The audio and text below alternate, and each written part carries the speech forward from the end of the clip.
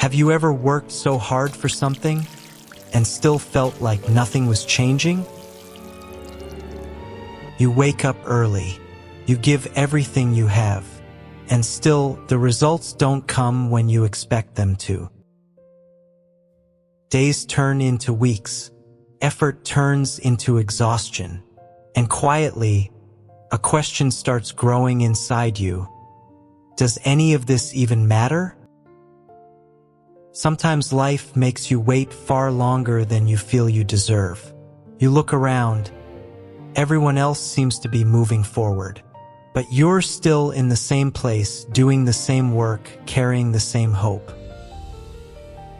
What if the waiting isn't wasted time? What if this season, the slow, invisible, painful season, is exactly what's making you stronger? This is the story of a young man who learned that the things which grow slowly are often the ones that last the longest. His name was Ethan, and his journey began with the one thing most people spend their whole lives trying to avoid: patience.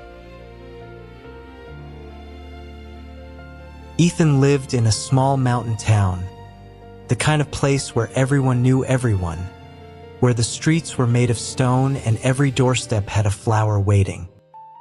His father, Master Thomas, was a blacksmith. He had spent decades shaping metal with his hands, building a reputation as the most reliable craftsman in the region. Ethan had learned the craft as a boy, but he always wanted more. He was 23. His head was full of ideas, his hands full of energy. He dreamed of showing his work in the city, of building his own workshop, of being known. He worked faster than anyone. He moved from one piece to the next before finishing the last. He pushed the fire hotter, hammered harder, skipped the steps that felt slow. But the faster he moved, the more things broke. Seams didn't hold, edges stayed rough, pieces didn't fit together. Still, Ethan refused to slow down. "I can't wait for it to cool," he said one morning, already moving to the next piece.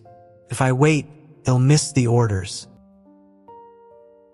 Master Thomas watched him quietly. Then, in a calm voice, he said, "Metal only listens to time, son. If you rush it, it won't listen to you." Ethan sighed. "Maybe that was true back then, Dad. But now everyone wants everything fast." The old man just nodded slowly. "Time hasn't changed. We just became impatient." Ethan didn't answer. He turned back to the fire and hit harder. He wanted to prove that speed was enough, that patience was just an old man's excuse. But by the end of that day, 5 of his new pieces had cracked.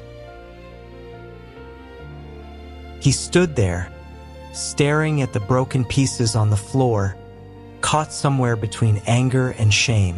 His father didn't scold him. He simply said, "Every craft has a rhythm, Ethan. You can fight it or you can learn it." Ethan swept the pieces away and started again. But something inside him felt unsettled, like a part that just wouldn't fit. The next morning, news spread through the town. The regional craft fair was coming, the biggest one in years. The winner would earn a place at the Grand Trade Exhibition in the city. Ethan's eyes lit up. "This is my chance," he thought.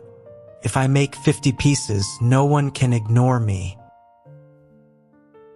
Master Thomas looked at him steadily. "Make 10 pieces that will stand. The rest will come." But Ethan was already at the forge. He worked all day without stopping. Impatience made him careless. He skipped temperature checks, pulled pieces before they were ready, pushed everything too fast. By midnight, the shelves looked full. But when he walked into the workshop the next morning, his smile disappeared. Most of the pieces had cracked. Several had shattered completely. Ethan sat down on the floor. His hands and face were dark with soot. For the first time, he felt no pride in his speed. He just felt empty. His father picked up one of the broken pieces and turned it slowly in his hands. It needed more time. You didn't listen. Ethan's voice rose. I worked harder than anyone. Why won't anything hold? Because strength doesn't come from speed, his father said quietly. Comes from patience. Ethan didn't respond. Exhausted and ashamed, he walked out. The town whispered. He avoided the market. He avoided people's eyes. A week later, Ethan saw his father setting up a small table in the town square. There were only 3 pieces on it. Simple, quiet, but extraordinary. People stopped. They reached out to touch them and couldn't look away. A woman asked, "How long does it take to make something like this?" Master Thomas smiled gently. "As long as it needs." Ethan stood in the crowd and watched. This time, he didn't feel jealous. He felt something deeper, a silence opening inside him. He realized his father never rushed because he didn't love the result. He loved the work. That night, Ethan returned to the workshop alone. The shelves were covered in broken pieces. He sat down on the floor. For a long time, he just looked at them. He picked one up and ran his fingers along the crack. "I've been chasing winning," he whispered, "but I never stopped to learn." Then slowly he stood up. For the first time, he didn't rush. He started with a single piece. He shaped it carefully, placed it on the shelf, and walked away. The next morning, he checked it, made small adjustments, and waited again. Day by day, the same rhythm. Shape, wait, check, fire. The children in town laughed as they passed by. "Just one piece, Ethan? At that pace you won't finish until next year." He smiled. "Maybe, but this one won't break." His hands were slower now, but so much steadier. He was finally learning the thing he had refused to hear. Patience wasn't weakness. It was control. By the end of the month, Ethan only had a few finished pieces, but they were the best work of his life. Smooth, balanced, solid. When he tapped one lightly, it made a clean, deep sound, like something that had been waiting to be heard. His father stopped by, picked one up, and nodded slowly. "The metal is listening to you now." Ethan smiled quietly. "No, Dad. I finally learned to listen to it." The fair was 1 week away. The town came alive. Blacksmiths polished their iron. Weavers dyed new fabrics. Children rehearsed songs for the parade. Master Thomas asked, "Will you enter this year?" "Yes," said Ethan, "but I'm only bringing the ones that are ready." That night, he checked each piece carefully. No cracks, no rafegis, no signs of hurry. Each one carried the quiet story of patient hands and long hours. On the morning of the fair, he placed them gently into a wooden crate and walked slowly toward the square. He wasn't expecting to win. He just wanted to show what he had learned. The square was full of color, music, and handmade things. When Ethan arrived, A few familiar faces turned toward him. "Isn't that the blacksmith whose pieces kept breaking?" He smiled calmly. "They did. These ones took a little longer." He set up his table beside his father's. Side by side, 2 generations, 2 approaches, 1 craft. When people touched Ethan's pieces, they noticed immediately. A merchant picked one up. "This feels strong. How did you make it?" "By learning to wait," Ethan said. The words moved through the crowd. People came back, curious, wanting to see the work of the young man who had once rushed everything and had changed. The judges walked slowly through the fair, stopping at each table. An older judge with silver glasses paused at Ethan's table. He ran his hand across one piece and looked up. "This is good work. How long did it take?"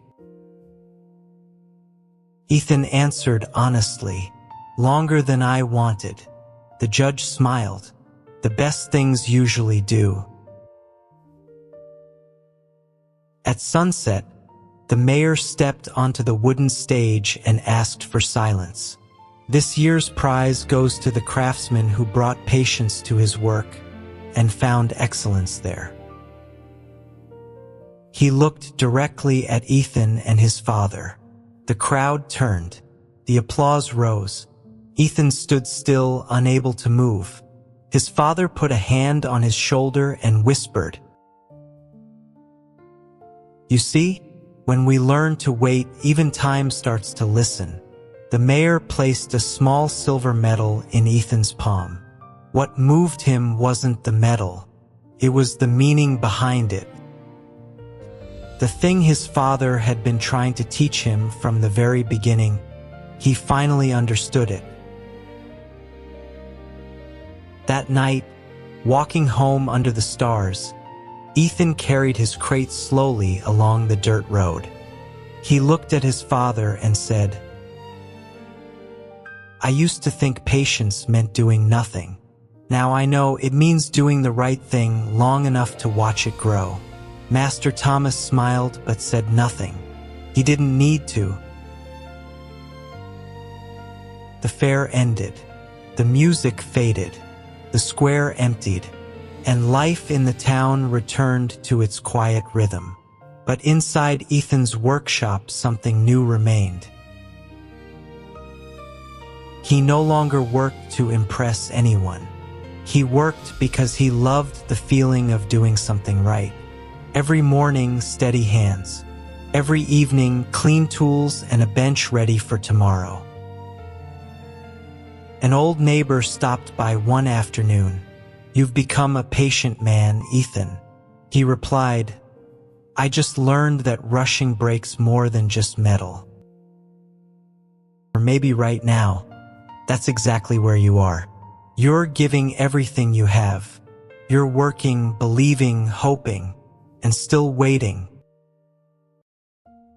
It's easy to think you're failing, but sometimes life slows us down because what we're building needs more time to grow. Patience isn't stopping. It's showing up every single day, even when no one is watching. It's trusting that the effort you put in quietly still matters. When Ethan stopped chasing speed, he found peace. And in that peace, he found strength. The things that are real take time. A seed doesn't bloom overnight. The strongest trees grow through long, silent winters that no one applauds. So if you're still waiting for your moment, don't stop now. Stay consistent. Stay focused. Keep showing up. Because one day, all that quiet effort will rise. Not fast, but solid. Patience doesn't shout. It doesn't need to. When the work is done, the results speak louder than anything else.